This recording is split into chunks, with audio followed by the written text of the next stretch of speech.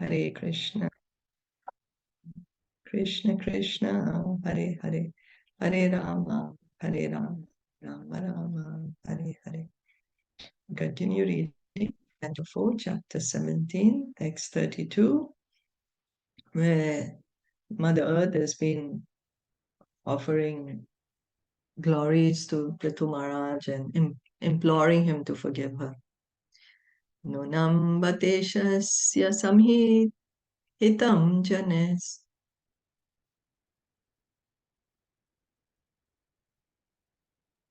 Namaste Shamitam Janishya Tanmaya yadurjayaya kritam babhihi.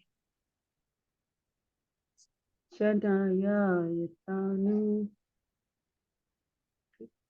Where it is? Actually, I am not able to see. You don't have the screen? Yeah, I have the screen, but yeah. Can you put the cursor? Yeah, okay. Tanamaya Durjanya Kritma Mabhi.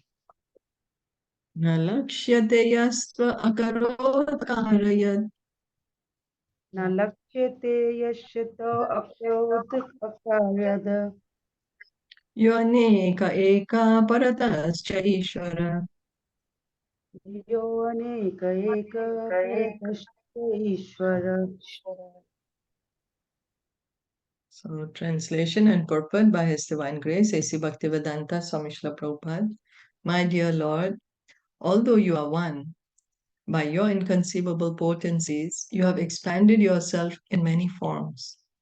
Through the agency of Brahma, you have created this universe. You are therefore directly the Supreme Personality of Godhead. Those who are not sufficiently experienced cannot understand your transcendental activities because these persons are covered by your illusory energy. So beautifully, just in one verse, Mother Earth is telling to Pṛthu Maharaj, our position, because we are so covered by Maya, we are not able to understand how God is one. He just has expanded into so many forms. And then we cannot understand his transcendental activities because we are covered by Maya. So God is one, but he expands himself in a variety of energies. Material energy, the spiritual energy, the marginal energy, and so forth. So God has inconceivable energies. When we say he's omnipotent, means he has all these energies. It's not that God is without any energy. When we think that God is without any energy, we are not able to understand God's true position. Then we are thinking, oh, I am greater than God because I have something that God doesn't. But that's not the truth. All the scriptures, all the Vedas, they point out that God has inconceivable energies. Now, some of these, how Krishna expands himself in varieties of energy, largely they are divided into the spiritual energy, the material energy, and the marginal energy. The marginal energy is us, the jivas. We are called marginal. Why? Anyone? Because we are at the tathastha. So we have the go to the spiritual and to the material world. We are at the margin of both. That's why we are called the marginal energy. Yes, and so we have the choice to be under the material or under the spiritual energy. So, unless one is favored and especially endowed with grace, he cannot understand how the one Supreme Personality of Godhead acts through his different energies. The living entities are also the marginal energy of the Supreme Personality of Godhead. So we are not able to understand how Krishna is creating, how he's acting through his energy. This material world is his material energy. spiritual world is sustained by his spiritual energy, and these energies are acting. It's not that they're just static, that nothing's happening. No, everything is happening by the will of Krishna. All these energies are working under Krishna's supreme will. So Brahma is also one of these living entities, but he is especially empowered by the Supreme Personality of Godhead. Although Brahma is supposed to be the creator of this universe, actually the Supreme Personality of Godhead is its ultimate creator. So Brahmaji, he's the secondary creator. Krishna is the one who has actually manifested this material world, and he's put we, the living entities, inside this material world. Brahmaji is just giving us the shapes. Like, the potter is there, and the earth is already there. It's not that he's creating the earth, he's simply giving shape, different shapes to the earth. This is what Brahmaji is doing. So, in other words, Lord Brahma is only an instrument. I'm sorry, Maya means, in this verse, the word Mayaya is significant. Maya means energy. Lord Brahma is not the energetic, but is one of the manifestations of the Lord's marginal energy. What does it mean? Lord Brahma is a manifestation of Lord's marginal energy. Means what is Brahma's position? What tattva is he? Is Jiva Tattva. Thank you.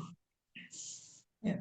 In other words, Lord Brahma is only an instrument. And this is what Krishna is telling to Arjuna in Bhagavad Gita. Nimitta matram bhavasavya sachi. Become my instrument. Brahmaji, he's also doing the work of this secondary creation under the orders of Krishna, because it is Krishna's will. So Brahmaji is an instrument in creating this entire universe, giving shapes and bodies. And that's what Krishna is telling Arjuna. And through Arjuna, he's telling to us also, become an instrument in the hands of the Supreme Lord. That's what's Krishna's instruction in Bhagavad Gita. Although sometimes plans appear contradictory, there is a definite plan behind all action. One who's experienced and is favored by the Lord can understand that everything is being done according to the Lord's supreme plan. So Bhishma Dev also, when Krishna brings Yudhishthir Maharaj and all the Pandavas to meet Bhishma Dev, who's lying on the bed of arrows, Bhishma Dev says the same thing. Nobody understands, but everything is happening according to the plan of Krishna. We are unable to understand that. We are thinking, I'm the doer. It's because of me, such and such things are happening. But what we are not able to understand is that everything is being done according to Krishna's plan. Then one may say, oh, well, everything's happening according to Krishna's plan, so let me just go to sleep and not do anything. But Krishna himself tells to Arjuna that, no, you do your duty. You do your duty, but don't think yourself as the doer. What we do is we start thinking, I'm the doer, I'm doing this. But what Krishna is saying, you do your duty, do it for my pleasure.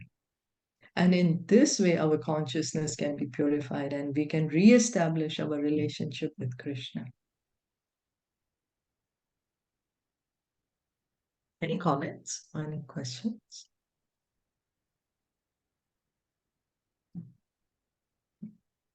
Sargadiyo So this is just one thing. Then they are saying that the one who is blessed with the जिसपे भगवान की कृपा होती है, who's blessed with the mercy of Lord, can understand this. Yeah, right. So that's why that some people cannot understand and some people can. Yes.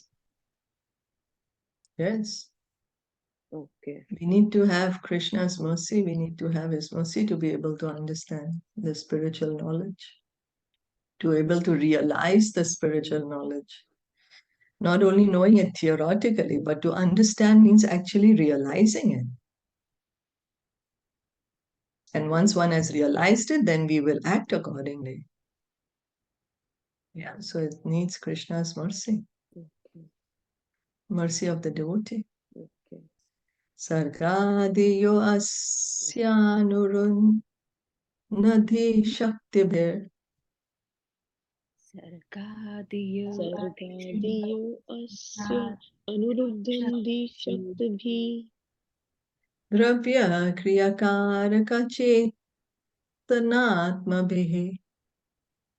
Dravya kriyakaraka chetana atmabhi Tasmai samunnata niruddha shaktaye Tasmai shamunad Tasmai samunadha niruddha shaktaye Nama parasmai purushaya vedase. Nama Parashmaya Namah parasme purushaya vedase. My dear Lord, by your own potencies, you are the original cause of the material elements, the performing instruments, the senses, the workers of the senses, the controlling demigods, the intelligence, and the ego, as well as everything else. By your energy, you manifest this entire cosmic creation, maintain it, and dissolve it. Through your energy alone, everything is sometimes manifest and sometimes not manifest. I'm sorry, you are therefore the Supreme Personality of Godhead, the cause of all causes. I offer my respectful obeisances unto you. So she's very learned. She understands the position of Krishna. She knows the position of the material world. All activities begin with the creation of the total energy, the Mahat Tattva. Then, by the agitation of the three gunas, the physical elements are created, as well as the mind, ego, and the controllers of the senses. So, when we were reading the second canto and third canto, the part dealing with the creation of the universe, we heard how Mahavishnu is lying down. Then there is the Mahatattva in one portion of the Brahma Jyoti. There is this Mahatattva. And then when Lord Vishnu glances, then there is an agitation in the Mahatattva. The three modes begin acting. And then how first sound is produced from sound ether. Gradually, all the material elements are produced. All of these are created one after another by the inconceivable energy of the Lord. So one may say, I don't understand what's happening. Well, that's what we have to understand, that Krishna's energy is inconceivable. How from sound, ether is being created, ether, then there is air. So in modern electronics, a mechanic may, by pushing only one button, set off an electronic chain reaction, by which so many actions are carried out one after another.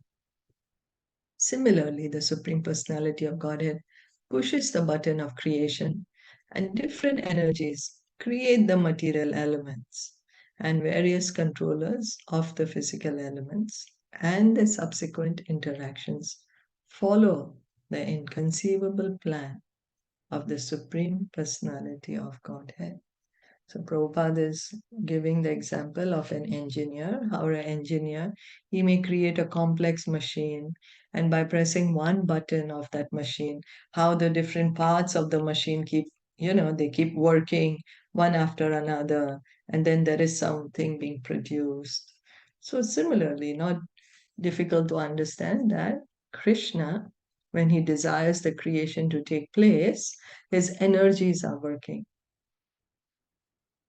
There's material energy, the marginal energy, everything is working here in this material. And everything is happening according to the plan of the Supreme Lord, according to Krishna's plan. Savai bhavanatma vinirmitam jagat. Sarve Bhavanat Ve bhavan atma vinirmitam jagad Bhutendriyai Bhutendriyanta Karanatmakam Vibho.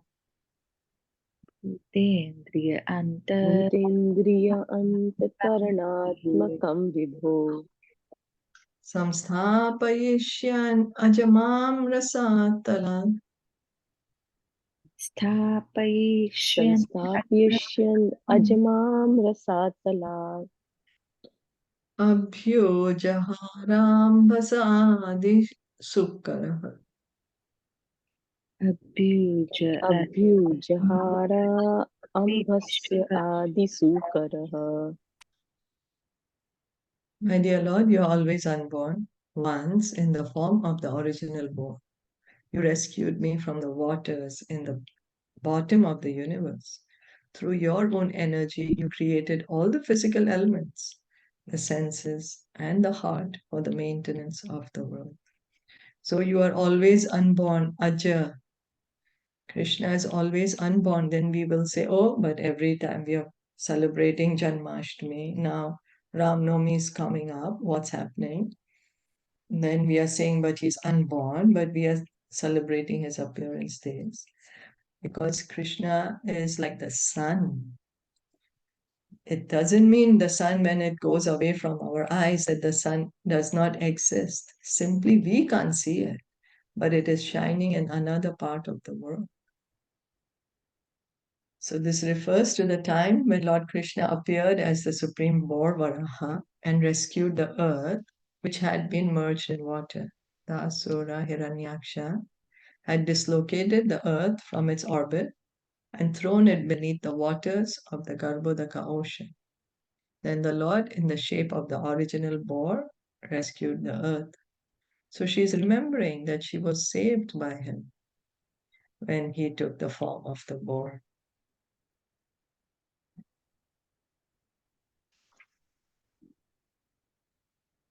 Apam upaste mayina vi avasthitaha. apam upaste Apam upaste maina vi avasthita. Praja bhavan adyarirakṣishu kila. praja Praja bhavanadyarirapshishu kilaha. Savira murti samabhuttaradharo. Veeramurti sambhuttadharadharo. Yomam payasi ugrasharo jighamsasi. Yomam Yomam payasi ugrasharadhidansasi. My dear Lord, in this way, you once protected me by rescuing me from the water, and consequently, your name has been famous as Dharadhar, he who holds the planet Earth. Yet, at the present moment, in the form of a great hero, you are about to kill me with sharpened arrows. I am, however, just like a boat on the water, keeping everything afloat. So, what's Krishna's name? How is he famous? One who holds the planet Earth. What is he called? Dharadhar. Thank you. So the Lord is known as the Radha, meaning he who keeps the planet Earth on his tusks as the boar incarnation. Thus the planet Earth, in the shape of a cow, is accounting the contradictory acts of the Lord. Although he once saved the earth, he now wants to upset the earth, which is like a boat on water. No one can understand the activities of the Lord. Due to a poor fund of knowledge, human beings sometimes think the Lord's activities contradictory. Now, because we are not able to understand the Lord's activities, we say the Lord is contradicting himself. One time he's saving the earth. He especially took the form of a boar, came as Varahadev, saved the earth. Now he wants to destroy the earth. What's happening? He's being contradictory. But because we are not able to understand it, we say it's contradictory. Whereas the Lord's activities are all inconceivable and they're all acting.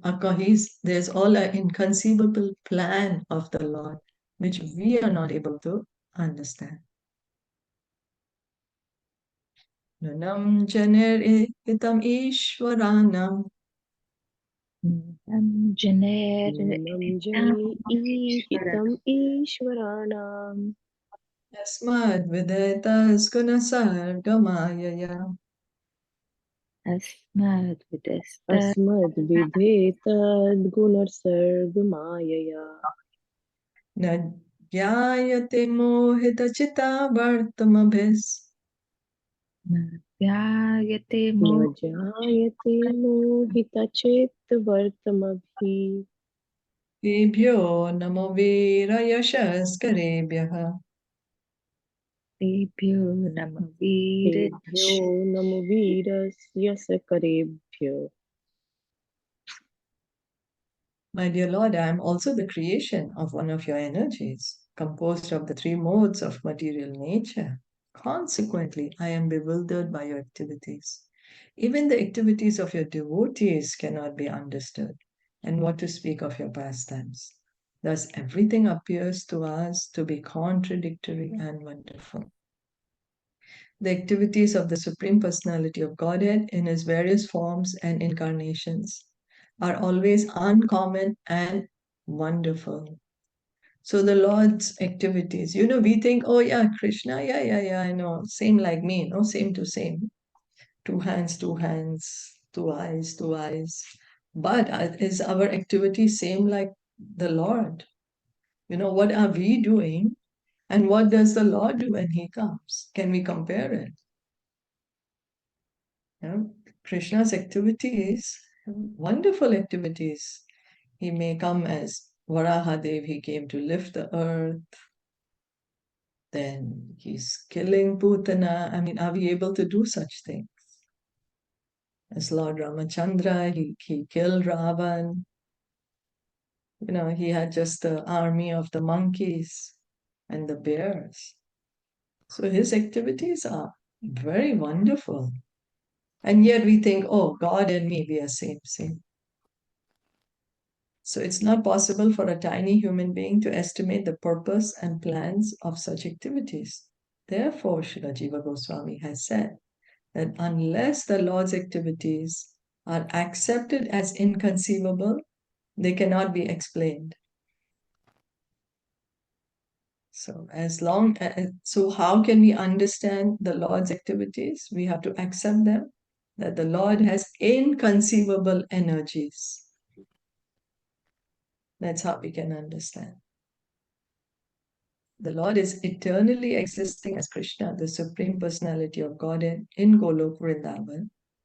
He has also simultaneously expanded himself in innumerable forms, beginning with Lord Rama, Lord Nishimha, Lord Varaha, and all the incarnations coming directly from Sankarshan. So Krishna, he himself is there in Golok Vrindavan. He never leaves Golok Vrindavan. But at the same time, he is existing everywhere as his incarnations, his expansions, his energies. It's wonderful, no? He's in one place and yet he's everywhere. I mean, for us, we can't do that. We are just in one place. We are where we are. Sankarshan is the expansion of Baladev, and Baladev is the first manifestation of Krishna. Therefore, all these incarnations are known as Kala. So, who's the first expansion of Krishna? Baldev. Thank you.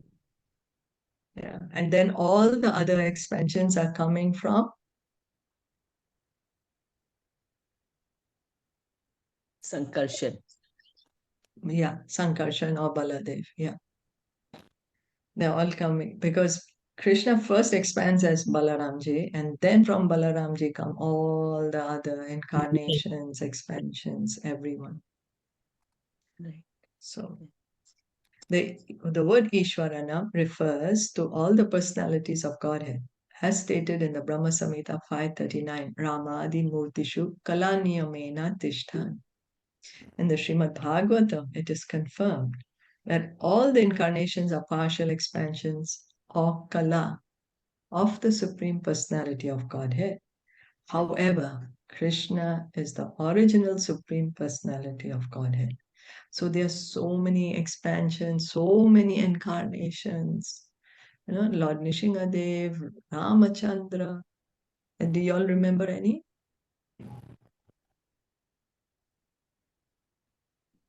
Any incarnations? Varahadev, Vamandev. Varaha. Parshuram Yes. also. Yes. Yes. And Yes. How about Ved Vyas? no. Yeah, Vidya. he's a Shaktiyavesh also. Yes.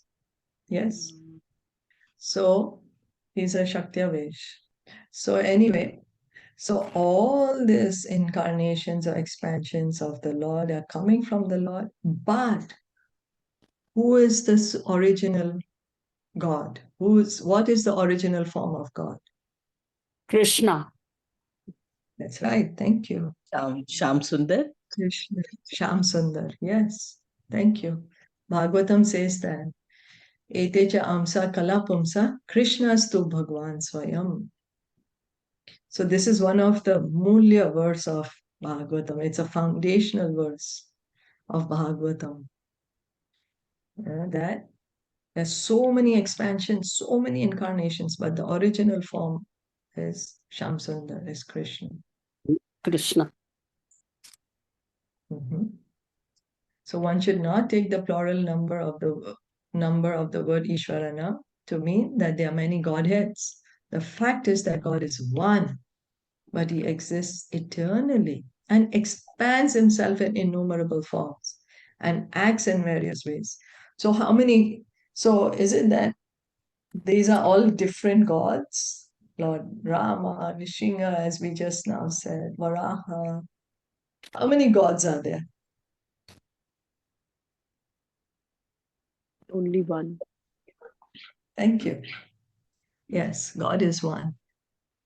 He's just expanded. There are so many of his expansions.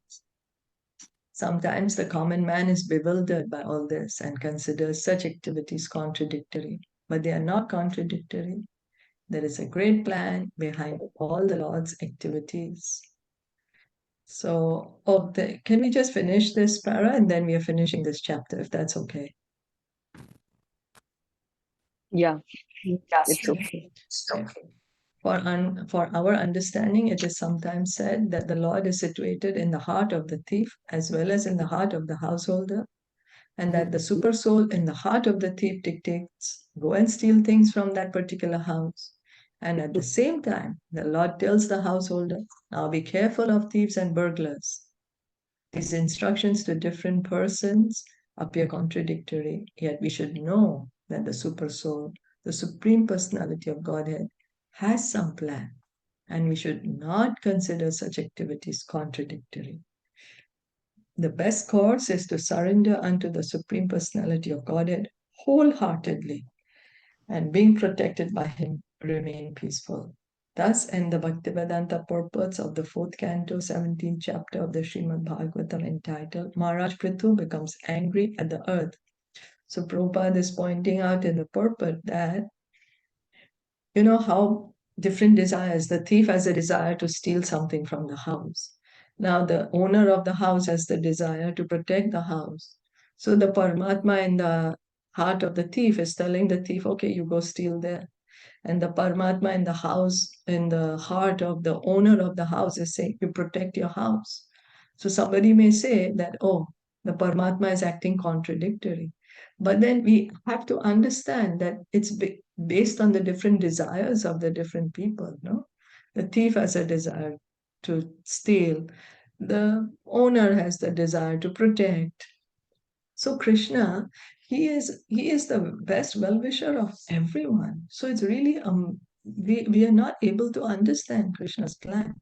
Now, what's the best course of action? Krishna, Srila Prabhupada is saying, what's the best thing that we can do? Just trust Krishna Surrender. and his plans. Surrender. Trust Krishna and his plans. Yes.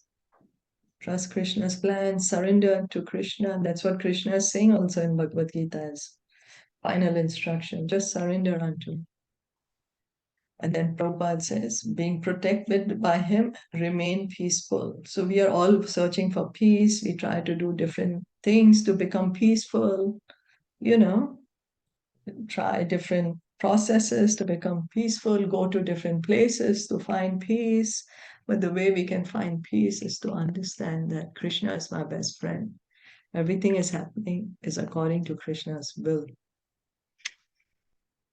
Yeah, and that I'm completely protected by Krishna. And then one can remain peaceful. So Srila Prabhupada calls this the peace formula, Bhagavad Gita, chapter 5, text 29.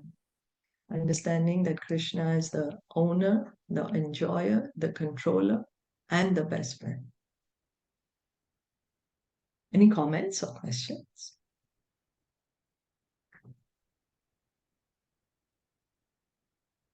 Thank you so much for listening and joining in. Srimad Bhagavatam ki jai, Srila Prabhupada ki jai, Gaur Bhakta Vrinda.